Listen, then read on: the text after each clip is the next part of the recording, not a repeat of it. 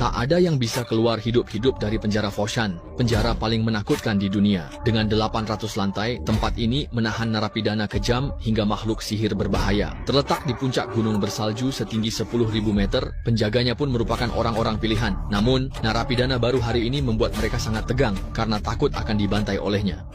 Cemas, penjaga mengunci mobil tahanan, lalu meminta rekannya tarik rantai untuk mulai penerimaan. Meskipun sudah cukup mempersiapkan mental, namun saat pintu sel terbuka, kepala regu yang bertugas menahan narapidana tetap saja gemetar ketakutan.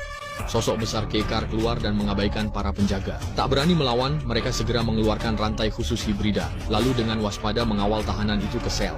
Terdengar suara jeritan memilukan yang terus-menerus menggema di telinga. Makhluk hibrida itu tampak terbiasa saat sel dibuka, lalu langsung melangkah masuk. Tak seperti biasanya, penjara ini mencampur tahanan pria dan wanita. Pengelola sengaja memberi godaan bagi ORC yang sudah ratusan tahun tak melihat wanita. Namun, narapidana lain segera melarangnya mendekati wanita itu. Diamlah kau. Tentu saja, miliki itu, jangan bersikap seperti itu. Kita mungkin saja bisa merasa sangat keberatan.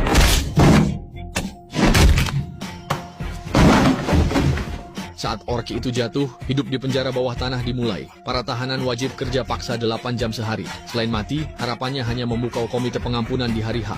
Asal bisa meyakinkan hakim, mereka berpeluang bebas lebih awal. Kata-kata Chris selama 3 tahun akhirnya berguna. Ia menangis menceritakan bagaimana dirinya dijebak. Dulu, ia anggota aliansi pemain harpa yang mengumpulkan intelijen, menangkap bandit, dan menyeret penyihir merah kekaisaran jahat ke pengadilan. Namun, balas dendam musuh datang cepat. Dalam semalam, istrinya dibunuh kejam oleh penyihir merah, menyisakan dia dan putri kecilnya saja.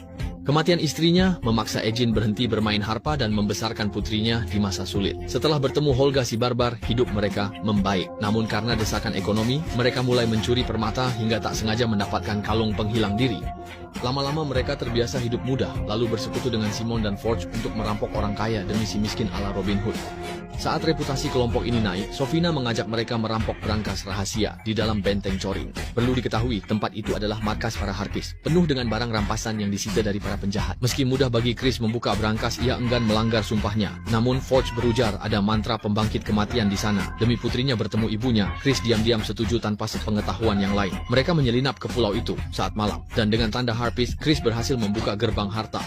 Sofina pun berhasil mendapatkan tanduk naga ajaib yang diinginkannya. Sementara Chris juga menemukan batu kebangkitan legendaris itu. Namun saat ingin membawa benda itu, putusnya benang memicu alarm dan mengundang penjaga. Sofina sigap habisi lawan, tapi mendadak pemanah muncul mengepung mereka.